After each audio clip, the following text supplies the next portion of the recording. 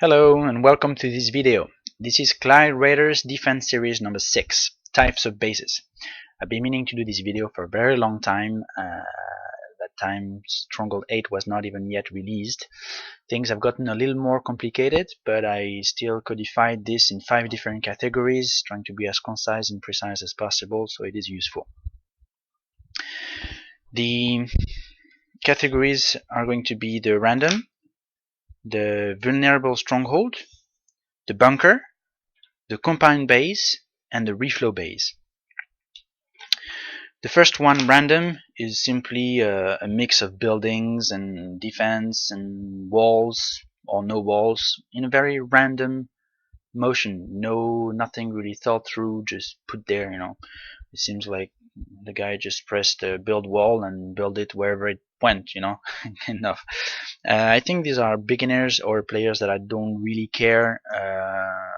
They are not interacting with others, so they just don't structure their base. The vulnerable stronghold base is simply any base of any other type that has its stronghold standing out, just ready to be hit.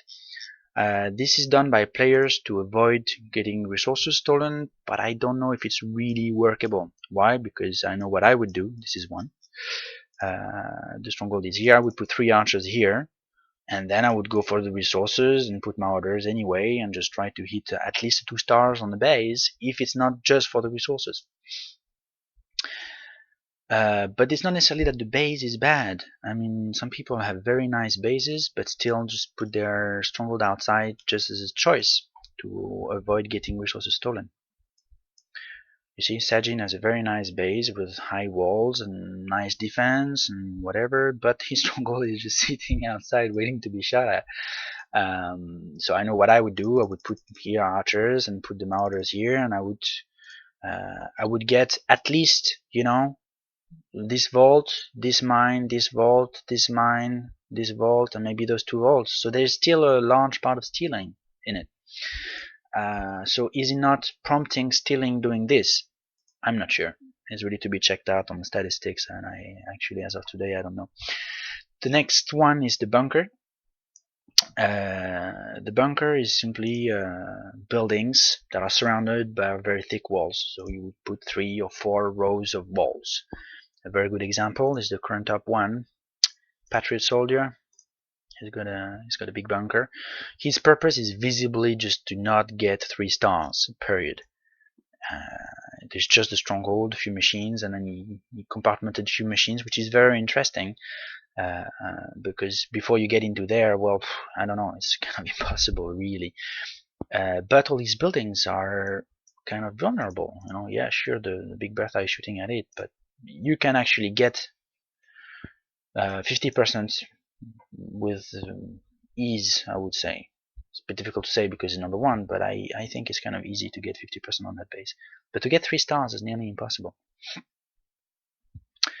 Another type of bunker you can have is, so usually with bunkers, first you have also the vaults, usually stronghold and vaults, and this is surrounded by very thick walls.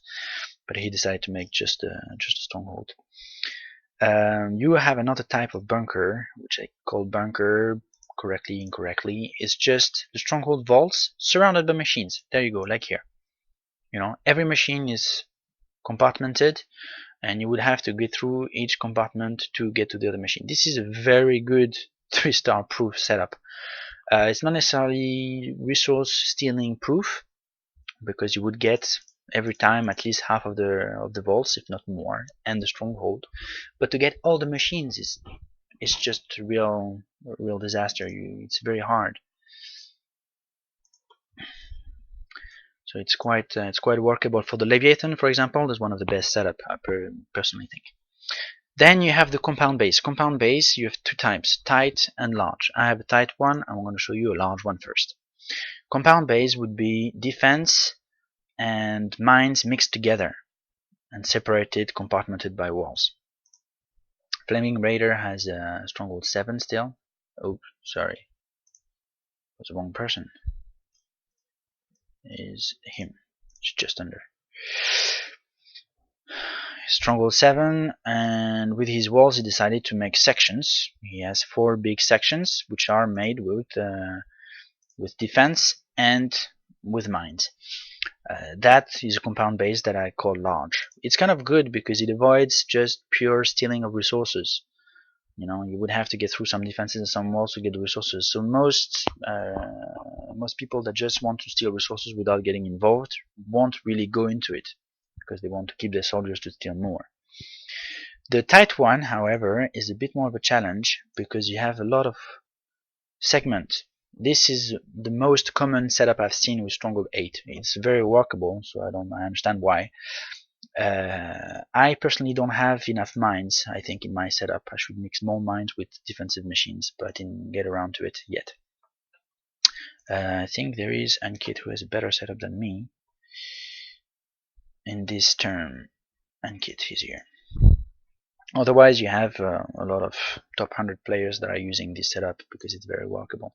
You see, he has a lot more gold mines mixed with his defenses, and I think that's a good thing. I think that's a good thing. It avoids just pure stealing. His mines are close to weapons that have a wide range, so they won't just get stolen like that. So that's good. There is a top 10 that has set up very good setup on that. I think it's D1 Michel. There you go. That's very nice because you have compartments, with all the machines. You would have to get through very upgraded walls, and by the time here there are no walls in the middle, but by the time you arrive there, you're in bad shape already. So it's a bit. I think this is a highly workable type of building. I'm not too sure why he put these things here. He could have just put mines, which I personally think would be a better choice. But in the meantime, I'm not top 10, so I'm not going to say anything. Then you have the Reflow Base, which was very popular for Stronghold 7, but still Stronghold 8, some people use it. Like this, for example. The purpose was to release marauders here. They would try to get to this one, but they would walk around the whole building to get to it. So very lengthy, and of course they would die most definitely before they reach it. Now, caution with this. Upgraded marauders most of the time just go through the walls. They would go through these 3 walls and get to the machine. They wouldn't just go around and walk. So Reflow Base is kind of compromised. However, if the walls are thick enough and upgraded enough, I think this is still workable. I've seen one in the top 10 also. I think it's Black Dagger. Yes, there you go. But you see, it has very thick walls and very upgraded at the back to make it still a reflow base. So all these traps are located here near the entrance, so even with a healing barrel it's difficult. But when you have red marauders, level 5 marauders, it's difficult. Honestly, it's difficult to get through. It's difficult to kill them, sorry. They have such a huge life that even if you're shooting at them and stuff, they still live. The last thing I wanted to say rapidly is that you can mix style. It's possible. Some people have done it with Stronghold 7 successfully. This is a mix between reflow base and compartmented base. You see, you release Marauder here at the back. They would walk all around to go to the Big Bertha, and they would be dead before they arrive.